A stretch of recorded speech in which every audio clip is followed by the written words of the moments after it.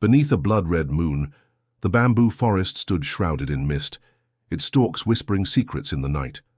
High above, nestled in the crook of a gnarled branch, sat Vex, the last ninja of the Kurokage clan. His black garb blending with the shadows, his eyes glinted with the cold fire of vengeance.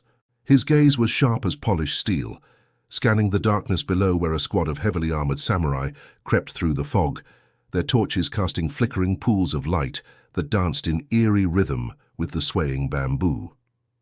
At the head of the column strode a hulking figure clad in red armor, his face obscured by a horned helmet. His gauntleted hand gripped the pommel of a katana that pulsed with dark runes.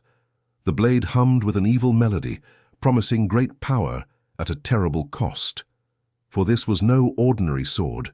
It was the Soul Eater, a cursed thing that devoured the very essence of its victims, twisting their souls and turning them into vessels for dark magic. Vex's mission was clear. He must shatter the Soul Eater before it claimed another life. His breath steadied, his heart a distant drum in his chest. As the samurai drew closer, he became a phantom of the night, melting into the shadows cast by the swaying bamboo. The flickering light revealed his quarry. The squad had halted, and the red-armored leader raised his cursed katana, its dark runes glowing ominously in the dim light. With a single swing, the blade cleaved a bamboo stalk in two, the cut perfectly clean, almost surgical in its precision, and in that instant Vex made his move. Leaping from his perch, he became a blur of motion, a black streak against the silver moonlight. Shurikens spun from his fingertips, tiny arcs of destruction singing through the night. They struck their targets with deadly accuracy, snuffing out torches and sending the samurai reeling as they drew their blades. Their gasps and shouts died in their throats, swallowed by the enveloping darkness. Only the heavy breathing of the samurai leader broke the silence. He snarled, frustration and anger tinging his voice. Swinging his katana, he carved a swath through the shadows. But Vex was gone, vanished into the misty labyrinth of the forest. The red-armored man cursed under his breath, his eyes narrowed in determination.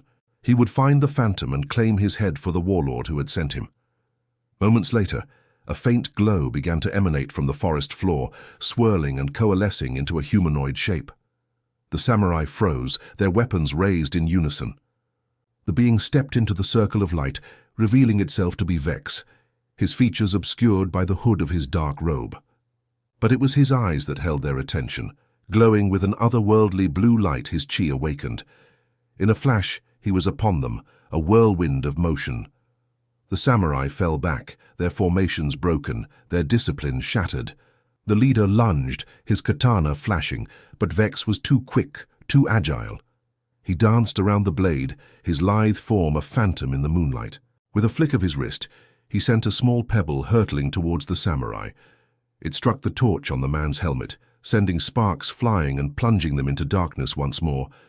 As the samurai struggled to regain their footing, Vex struck again, this time with a smoke bomb, its white tendrils coiling around the trees, obscuring the clearing in an ethereal haze. When the mist cleared, the samurai were gone. The forest was silent, the only sound the whisper of the wind through the bamboo. Then a twig snapped. Vex whirled around, his senses on high alert. There in the shadows stood the red-armored leader, his katana raised, its dark runes glowing ominously in the gloom. The two circled each other, predator and prey, warrior and wraith. Finally, the samurai lunged, his blade singing through the air.